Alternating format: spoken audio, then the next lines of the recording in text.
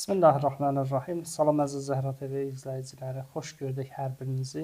Mövzumuz Qurani-Kərimdə xof və hüznlə bağlıdır. Qonağımız isə ilahiyyatçı Qurban Cəfərovdur. Müəllim, xoş gəlmisiniz. Salamünaleyküm qardaş, xoş gördük. Mənim peyğəmbərlər qəmlənə bilərmi? Bismillahirrahmanirrahim və bihi nesta'in innehu xeyru nasirin və mu'in və sallallahu ala rasulihil əmin. Amma ba'd rabbi şrah li sadri və yessir li əmri vahlul uqdeten min lisani yefqahu qavli. Bi haqqi Fatimə və əbiha və ba'liha və baniha və sirril mustavdar fiha. Allahümme salli ala Muhammed və ali Muhammed və accil fərəcəm. Çox sağ olun qardaş, Allah razı olsun. Mən də salamlayıram həm sizi, həm əziz izləyicilərimizi inşallah. Ümidvarıq bu Allahın bərəkətli ayətlərindən, nişanələrindən, bu danışılan qissələrdən bəhrə götürərlər, həyatlarına tətbiq edərlər və bizi də dualarında inşallah unutmazlar. İnşallah. Baxın qardaşım, o ki peyğəmbərlər qəmlənə bilərmi? Mövzusu mən Kəf surəsinin 6-cı ayəsini deyəcəm Allahın tövfiq və inayəti ilə. Orada söhbət bizim İslam peyğəmbərindən gedir, amma ümumi bütün ilahi rəhbərlərin xüsusiyyəti bu olmalıdır. Ümumi ilahi rəhbərlərin hamısında gərək bu xüsusiyyət olar. Bəzi ayələr var, peyğəmbərə deyir ki, peyğəmbər, məsələn, Taha surəsinin əvvəli başlayır, deyir, biz sənə Quranı Taha peyğəmbərə müraciət edir. Allahümme salli ala Muhammed. Biz sənə Quranı nazil eləməmişik ki, özünə məşəqqət eləyəsən.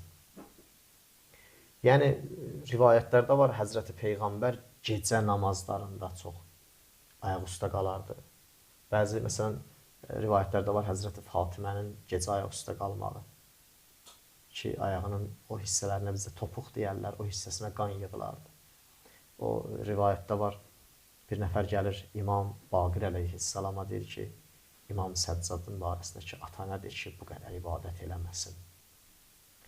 Yəni, çox özünə əziyyət eləyir. Deyir, İmam Baqir əleyhissalam gəldi, İmam Səccad əleyhissalam dedi ki, ata, sənin bu qədər ibadətin ki, özünə bu qədər ibadətə həsr eləmsən. Əlbəttə, sual eləyənin, sualın deyənin sözünü imama çatdırırdı. İmam idi, istəyirdi imamın dilindən söz eşidilə. Nəinki İmam Baqir bilmirdi necə eləmək lazım oldu. O bilirdi, imam idi bu. Düzdür, o zaman imaməti təyin olunmamışdı. Buna görə ki, İmam Səccad dövrü idi. Deyir, İmam Səccad əleyhissalam deyir ki, mən istəyirəm cəddim əmir əl-müminin oxşayam. Onun ibadəti müqabilində mənim ibadətim çox azdır.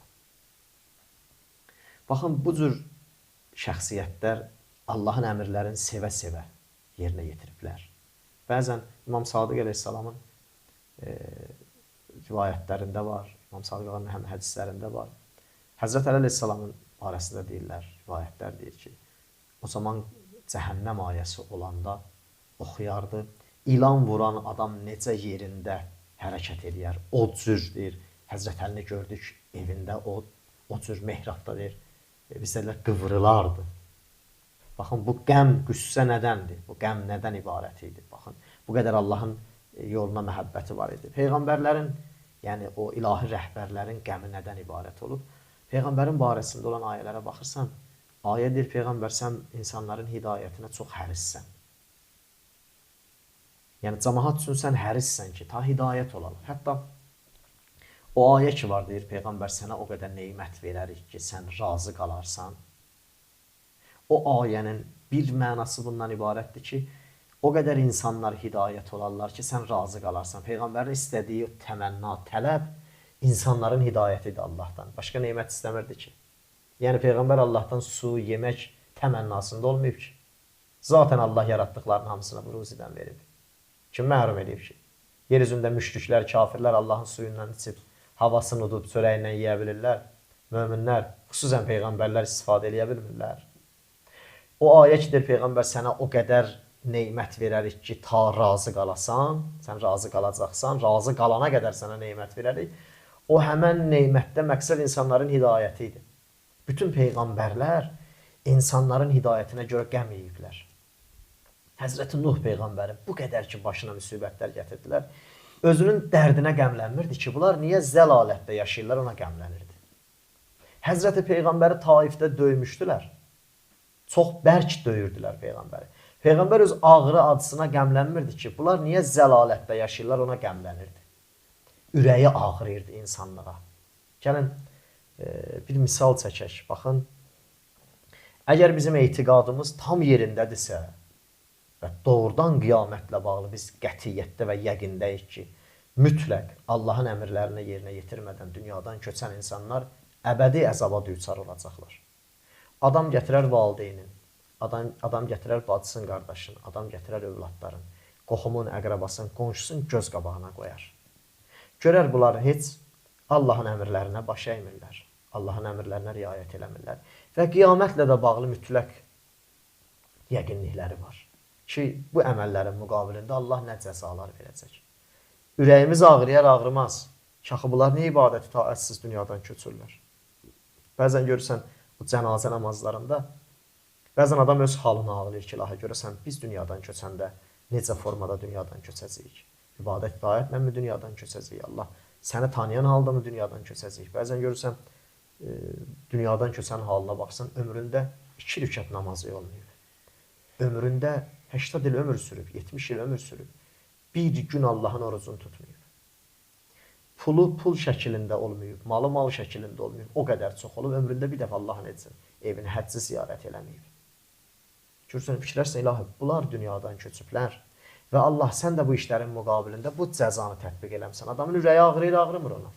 Adam qəmlənir, qəmlənmir ki, niyə insan özün buna rəva bildir? Niyə insan özün bu vəziyyətə gətirib çıxardı? İndi biz bu yəqindəyik, bu qədərik. Bir var Peyğəmbər o cəhənnəmi Meyracda halətinin hamısını görüb. Kimlər nə halətdə olacaq?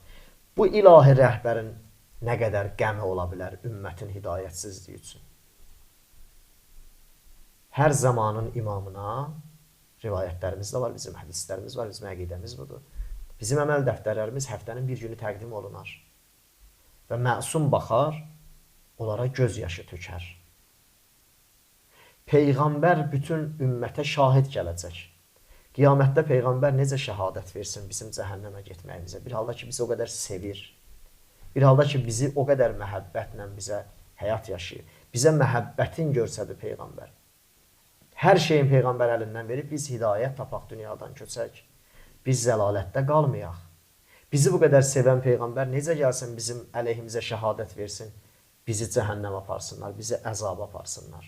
Bunlar Peyğəmbəri qəmləndirər da. İlahi rəhbərlər, böyük şəxsiyyətlər belə vəziyyətlərə qəmləniblər daimi. İnsanların hidayətsizliyinə qəmləniblər. Bunlar dünyası üçün qəm yeməyiblər ki, baxın, bu mübarək ayədə, Kəhf surəsinin 6-cı ayəsində Allah Müteala buyurur, فَلَعَلَّكَ بَاخِعٌ نَفْسَكَ عَلَى آثَارِهِمْ إِنْ لَمْ يُؤْمِنُوا بِهَذَا الْحَدِيثِ أَسَفًا. Deyir ki, güya sən istəyirsən onların bu əməllərinə xatir, sanki sən istəyirsən onların bu əməllərinə xatir özünü fəda edirsən, özünü o qədər qəm qüssədən özünü həlak edirsən ki, niyə bunlar Allahın bu sözünə iman gətirməyiblər? Niyə bunlar Allahın əmrinə? Peyğəmbərin bu qəmin Allah bəyənir. Deyirsən, sən qəm qüssədən sanki özünü həlak edirsən ki, niyə bunlar iman gətirmir?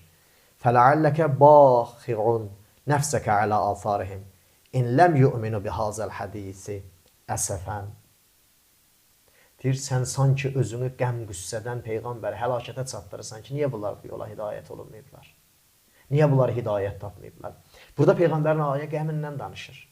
Ki, Şüəra surəsinin də 3-4-cü ayəsi barədə danışır.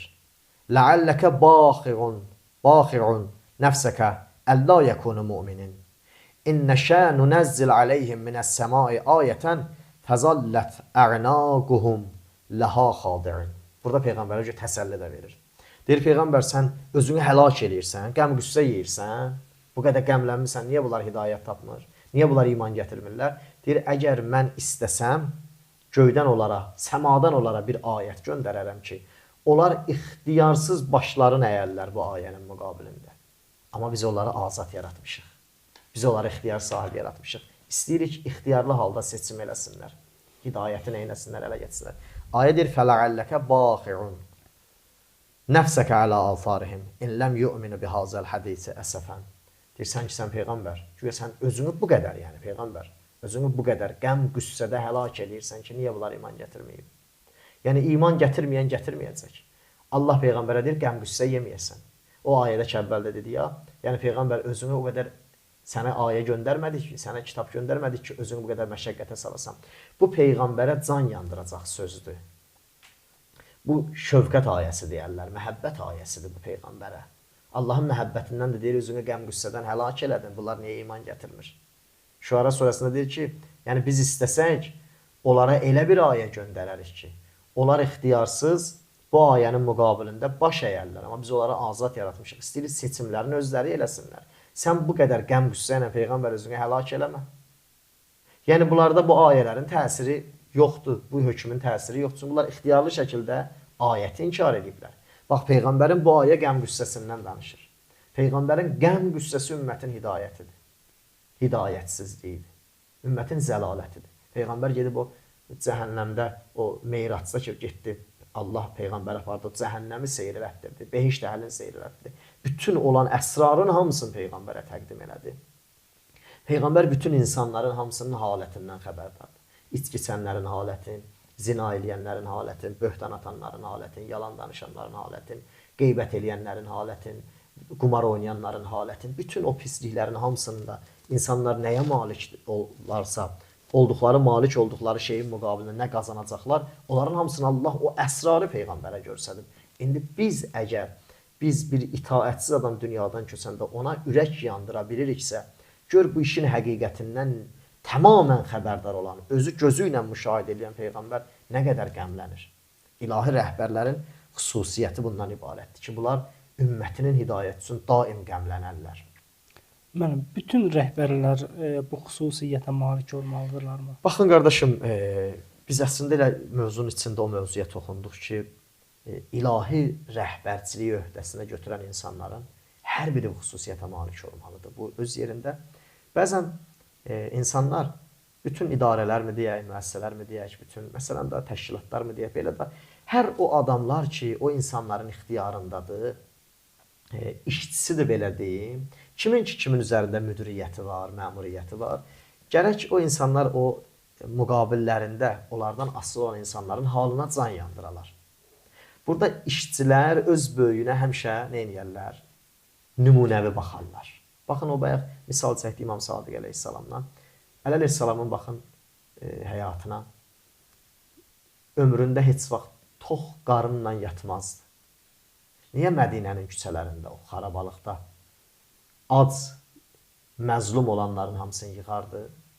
Bəzi rivayətlər var, bəzi hədislər var ki, günə 400, ya bəziləri deyir 4000 füqəraya elə gün olub. Elə gün olub, demirəm hər gün 4000-dir. O bəzi şeylər, saylar ziddiyyət təşkil edə bilər. Elə gün olub 4000, bəzi rivayətlər var deyir 400. Məsələn, fəqir füqəraya ehsan verərdi. Günüzləri oruç tutardı Həzrət Əmir əleyhissalam, gecələri ac yatardı. Bir quru çörək yeyərdi, biraz quru çörək yeyərdi.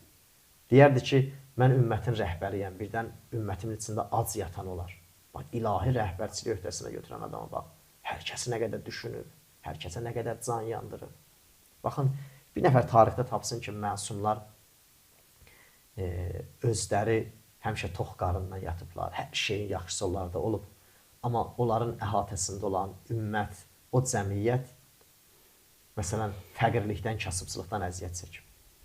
O bir nəfər Mədinənin o qəhətçilik, istədilər, qıtlıq vaxtları idi ki, bazarda məsələn, artıq arpa, buğda kilo ilə satılardı. İmam Sadiq əleyhissalam deyir, o evində xidmətçini çağırdı ki, bizim nə qədər taxılımız, buğdamız qaldı, deyir, çox şövqünə, belə sevinclə gəldi ona, dedi ki, ambarda nə qədər saxlamışam. Elə bildi imam buna çox sağ ol deyəcək ki, nə yaxşı vaxtında tədarük görmüsən. Tamamı gözləntisinin əleyhinə bir vəziyyətlə rastlaşdı. İmam buna belə nigaran cavab verdi. Bunun bu əməlin məzəmmət elədi. Dedi, niyə ambar eləmsən? Bu günümüzü saxlayırsan, yerdə qalan aparsan bazarda, köhnə qiymətlə satırsan. Cəmaət necə gündəlik bazardan buğdasını alır, istifadə edir, biz də cəmaətlə eyni cərgədə. Bax, ilahi rəhbərlərin xüsusiyyətinə. Hər kəs öz idarəçiliyində olanına özü qədər ehtiram qoyub yanaşsa, aləm gözəllikdən ibarət olar, aləm gülüstan olar. Ki, mən yeyim, qonşum ac yatsın, bu nə qədər insanlığa xas xüsusiyyətdir. Mənim evimdən hər gün növbə-növ yeməklərin iyi gəlsin, amma xəbərim olmuyor, o qonşuda ac yatan var ya yoxdur. Bunları söz şəkildə danışmayaq ha biz. Həqiqətən qonşuların, qohumların, fəqirin, füqaranın halına yanaq ha biz. Çalışdığımız qədər bu mövzularda diqqətli olaq. Söz şəklində olmasın bizim danışdığımız mövzuya, sözümüzə zinət olsun. Bu məsələ bizim əməlimizdə zinət olmalıdır. Adam doğrudan birdən düşünür ki, mən bu neymətlər ki vermirsən, yeyirəm, rahat yatıram. Görəsən, bunu tapmayanlar da var. Bunu əziyyətlə tapanlar da var. Mən hər gün yediyimi bəzən illə adam var ki, ildə bir dəfə tapır. Nə qədər bunların fəqirin, füqaranın barəsində düşünmüşük. Həqiqətən bəzən insan görsən, rahat istirahət vaxtı olanda, rahat gün olanda, rahat belə də o dadlı yeməklərdən yeyəndə görsən, birdən adam həqiqətən xəcalət çəkir. Ki, görəsən, qonşudakı fəqir bu işi görüb yox. Bundan istifadə edib ya yox. Falan qohum görəsən, bu qədər imkanı yoxdur, nə edib? İndi görürsən, adam var, onun 5 dənə evi var. Qohumu, əqrabası, məsələn, görürsən, yaxınları kiralarda qalır, bir ev tapmır. Kirayəsini də pulunu verə bilmir. Bunlar nə dərəcədə düzdür? Bunların nə qədər biz Allaha hesabını verə biləcəyik? Ki, nə olar, sənin evində, məsələn, bundan sonra 3 ilin maddiyyatını evində saxlamısan, amma bilirsən, qohumun, bacınmı, qardaşınmı, dayınmı, əminmi və s. və ilə axırda qohum, əqraba görürsən, məsələn, o qədər imkanı yoxdur. Nə olar, onu o insanlar arasında bir cür lazım həddə, onlara ehtiyac həddində də verəsən, onlar da istifadə eləyər. İndi nə qədər qalıb bu mövzular, nə qədər cəmiyyətin arasında bu şeylər doğrudan söz şəklində qalıb, amma əməli yaxşılıqlar görürsən insanlardan, unudulub sanki. Və insan da nə qədər özünə çəkməyi, yığım özüm üçün bu şeyi düşündükcə, həqiqətən başlayır o insanlardan, belə deyim də, o məhəbbət alınmağa. Görürsən, o cür insanlar heç kimi daha sevə bilmirlər, heç kimi məhəbbət eləyə bilmirlər, heç kimi insan kimi dəyər verə bilmirlər. Əlbəttə, o ki, qaldı bütün məsumların bax rəhbərçiliyinə, nümunələrinə bax. O ayə ki, nazil oldu, oruç tutmuşlar bir gün fəqirə, miskinə, yetimə verdilər təamların. Özləri ac yatırdı ki, Allah Peyğəmbərə ayə nazil edir ki, 3 gündə o ev acdır. Həzrət Əlinin evi. Biz əgər bu yolcuyuqsa, gərək bu məsələlərə diqqət edək. Nəinki mənim evimdə hər şeyim olsun, bilim ki, mənim qohumum bu şeylərdən məhrumdur. Və yəqin bilək, qiyamətdə bu məsələlərin bizdən hesabı olacaq və çətin hesabını verərik, əgər bu şeylərə laqeyd qalmışıqsa. Allah pənah versin bu məsələlərdən. Amin. Mən çox sağ olun. Təşəkkür edirik. Allah razı olsun, qardaş. Allah bizi bu dediklərimizə amil olanlardan inşallah qərar versin. Bizim bu mövzularda Allah qiyamətdə utandırmasın inşallah. Amin inşallah. Əziz izləyicilər, xatırladaq ki, qonağımız ilahiyyatçı Qurban Cəfərov idi. Növbəti verilişlərimizdə digər mövzularımızla bağlı siz əzizlərin xidmətində olaraq inşallah. Allaha əmanət olun və səlamu aleykum və rəhmətullahi və bərəkatuhu.